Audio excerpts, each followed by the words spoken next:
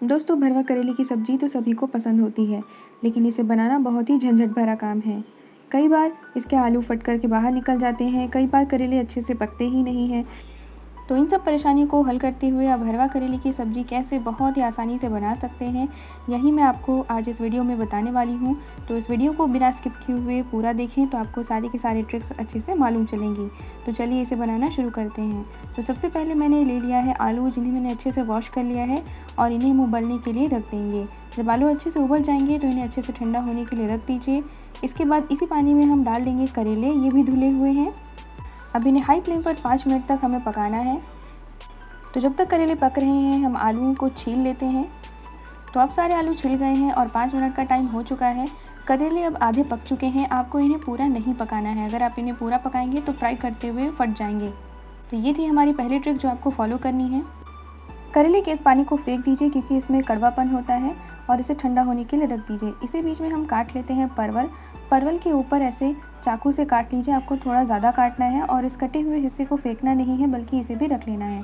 अब आपको एक धारदार चम्मच लेना है और चम्मच की सहायता से परवल को ऐसे गोल गोल घुमाते हुए इसके अंदर के बीजों को बाहर निकालना है। आपको इसे अच्छे से साफ़ कर लेना है। अब इन बीजों को भी हम फेंकेंगे नहीं, इसी तरीके से हम बाकी सभी परवलों को भी खाली कर लेते हैं। यही चीज़ फॉलो करते हुए हमें करेले को भी खाली करना है, लेकिन करेले को बीच में से फाड़ें क्योंकि करेले के डंठल को आप बाद में यूज़ नहीं कर पाएंगे क्योंकि वो कड़वा होता है। इसके अंदर के बीज को भी चम्मच की सहायता से निकाल लेना है। आपको इसे अच्छे से खाली करना है। इन बीजों को भी आपको बिल्कुल भी नहीं फेंकना है। तो चलिए इसे पहले अच्छे से खाली कर लेते हैं। तो अब ये बिल्कुल खाली हो चुका है। इसी तरीके से बाकी करेलों को भी हम खाली कर लेंगे। अब हम एक कढ़ाई में थोड़ा सा तेल चढ़ा देते हैं। तेल में हम डाल देते हैं परवल के डंठलों को और बीजों को, और बस 2 मिनट भूनने के बाद ये तैयार है और इसे हम अलग रख लेंगे ठंडा करने के लिए। अब इसी कढ़ाई में हम डाल देते हैं सरसों का तेल और इसमें हम डाल देंगे खाली किए हुए परवल। इसी में डाल देंगे हम नमक और इसे हमें अच्छे से फ्राई करना है। तो फ्राई करने के लिए पहले इसे अच्छे से चला लेते हैं और इसे ढक लेते हैं। तो दोस्तों, अब 2 मिनट का टाइम हो चुका है, हम इसे देख लेते हैं। आप देख सकते हैं कि ये थोड़ा थोड़ा फ्राई होना चालू हो गया है और पकना भी। इसे फिर से ढक लेते हैं और पका लेते हैं। आपको इस बात का ध्यान रखना है कि परवल जले नहीं। अगर आपका परवल जल रहा हो तो आप इसमें पानी के छींटे भी मार सकते हैं। अब इसे हम चाकू की सहायता से देख लेते हैं ये पका या नहीं। अगर चाकू आसानी से परवल के अंदर चला जाए मतलब ये पक चुका है। तो ये परवल भी अब हो चुके हैं, इन्हें हम निकाल लेते हैं। तो दोस्तों, अब हम तैयार करेंगे मसाला। मसाले के लिए हमने ले लिया है 2 इंच अदरक का टुकड़ा। इसी के साथ ले लिया है 30 से 35 लहसुन की कलियाँ, और मिर्ची आप अपने हिसाब से डाल सकते हैं। अगर आप ज़्यादा तीखा खाना पसंद करते हैं तो बिंदास तरीके से मिर्चियाँ डाल दीजिए। इसी में हम डाल देंगे पानी, और पानी के साथ हम डालेंगे 2 चम्मच जीरा। इसी के साथ डाल देंगे 2 चम्मच सरसों। ये काली सरसों है, आप चाहे तो पीली सरसों का भी इस्तेमाल कर सकते हैं। इसी के साथ डाल देंगे कुछ दाने काली मिर्च के, और हम डाल देंगे लगभग 1 बड़ा चम्मच धनिया के बीज। अब इन्हें अच्छे से पानी डालकर पीस लेना है। पीसने के बाद इसे अलग बर्तन में रख लीजिए। अब हम दूसरा मसाला तैयार कर लेते हैं। इसमें हम जो भी बीज हमने निकाले थे करेलों से उसको डाल देंगे, और जो परवल के डंठल वगैरह बाकी थे उसको भी हम डाल देंगे। इसे भी हमें कम से कम पानी डालकर पीस लेना है, लेकिन आपको इस बात का ध्यान रखना है कि ये बिल्कुल महीन पिसा हो, नहीं तो इसके दाने मुंह में लगते हैं। तो इसका ध्यान रखिए कि आप इसे पतला पीसें। तो अब हम कढ़ाई में तेल डाल लेते हैं। तेल में डाल लेते हैं थोड़ा सा नमक। करेलों में हमने कोई भी नमक नहीं डाला था, तो अब इसी में हम करेले फ्राई कर लेते हैं। करेलों को हमें उलटते पलटते फ्राई करना है। इस बात का ध्यान रखें कि आपका फ्लेम मीडियम हो। अगर हाई फ्लेम पे पकाएंगे तो ये अंदर से पकेंगे नहीं, और आपको पता ही है कि हमने करेलों को हाफ टर्न किया था। तो अब ये हो गए हैं। अब करेलों को हम एक एक करके निकाल लेते हैं। आप देख सकते हैं कि इसमें करेले कितने अच्छे तरीके से फ्राई हुए हैं और ये खाने में बहुत ही कुरकुरे लगते हैं। अब इसी ऑयल में डाल देंगे हम पचफोरन, और हम डाल देंगे प्याज। ये 3 कटे हुए प्याज हैं, आप चाहे तो और भी प्याज का इस्तेमाल कर सकते हैं। जब प्याज अच्छे से भुन जाएंगे तो हम आधे से ज़्यादा प्याज को किसी एक दूसरे बर्तन में उठाकर रख लेंगे। अब इसी में डाल देंगे हम मसाला। ये पहला वाला मसाला है अदरक लहसुन मिर्ची और दूसरे मसालों का पेस्ट। अब इसे हमें अच्छे से फ्राई कर लेना है। आपको इस बात का ध्यान रखना है कि मसालों में से तेल निकल जाए।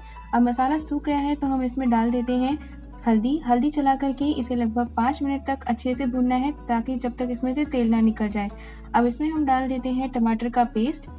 ये टमाटो प्यूरी है, अगर आपके पास प्यूरी ना हो तो पेस्ट का भी इस्तेमाल कर सकते हैं। अब जैसे ही हम पेस्ट डालते हैं तो आप देख सकते हैं कि मसाला चिपक नहीं रहा है। अब इसी में डाल देते हैं हम बीजों का पेस्ट। ये वाला मसाला हम आलू के लिए बना रहे हैं, तो आपको इसे अच्छे से फ्राई करना है। तो लगभग 5 मिनट के बाद ये मसाला कुछ ऐसा हो गया है और आप देख सकते हैं कि कढ़ाई से बिल्कुल भी नहीं चिपक रहा है। तो यह मसाला हो चुका है। अब हम इसे अलग बर्तन में रख लेते हैं। अब इसी में हम आलू को मैश करते हुए डालेंगे। मसाला गर्म है लेकिन आलू लगभग ठंडे हो चुके हैं, तो ये बहुत अच्छा टाइम है इसे मैश करने का। तो अब हाथों से हम आलू को और मसाले को एक साथ मिला लेंगे। आपको इसमें गुठलियाँ नहीं छोड़नी है। अब इसी में हम डाल लेते हैं नमक और इसे थोड़ी देर तक मिला लेते हैं। तो ये मसाला अब बिल्कुल तैयार हो चुका है। अब हम इसे परवल और करेलों में भर लेते हैं। आपको इसे अच्छे से भरना है ताकि मसालों में आलू का बहुत ही अच्छा फ्लेवर आए। तो अब हमारे करेले और परवलों में हमने मसाला भर लिया है। इसी के बाद हम ऑयल गरम करते हैं और हम डाल लेते हैं भुना हुआ प्याज जो हमने पहले निकाल कर रख लिया था। अब इसी में डाल देंगे हम बाकी बचा हुआ अदरक लहसुन का पेस्ट और इसे अच्छे से हमें फ्राई करना है। इसमें से बहुत ही अच्छी खुशबू आती है। आपको इसमें कोई भी बाहर का मसाला मिलाने की ज़रूरत नहीं है। इसी में डाल देते हैं हम हल्दी और नमक और इसे भी 5 से 6 मिनट तक भूनना है, या तब तक जब तक कि इसमें से अच्छे से ऑयल नहीं निकल जाता। तब इसमें से ऑयल निकलने लग गया है। इसमें हम डाल देते हैं 1 चम्मच कश्मीरी लाल मिर्च। ये ऑप्शनल है, अगर आप चाहें तो अवॉइड भी कर सकते हैं। तो अब ये भुन चुका है। इसमें हम डाल देते हैं 1 चम्मच टोमेटो प्यूरी। आप चाहें तो टोमेटो पेस्ट का भी इस्तेमाल कर सकते हैं, 2 टोमेटो पेस्ट लगेंगे। अब ये मसाला भुन चुका है तो हम इसी में डाल देते हैं पानी। थोड़ा सा पानी और डाल देते हैं ताकि ग्रेवी थोड़ी ज़्यादा बने। अब इसे हमें थोड़ा सा उबालना है और हम इसमें चाहे तो हरी मिर्च का भी इस्तेमाल कर सकते हैं। अब इसमें हम डाल देंगे बचा हुआ आलू और इसे भी इस ग्रेवी में घोल लेंगे ताकि ग्रेवी थोड़ी सी गाढ़ी हो जाए। जब ये उबलने लग जाएगा तो हम इसमें डाल देंगे करेले और परवल। करेले और परवल डालने के बाद हमें इसे अच्छे से एक उबाल देना है ताकि सारे मसाले एक दूसरे से रच बस जाएं। तो दोस्तों अब ये बिल्कुल ही तैयार हो चुका है और आप देख सकते हैं कि कितना डिलीशियस लग रहा है। तो इसे आप अपने घर पर एक बार ज़रूर बनाएं। और अगर आपको मेरी रेसिपी अच्छी लगी तो लाइक, शेयर और सब्सक्राइब करना ना भूलें। Thank you for watching and bye bye.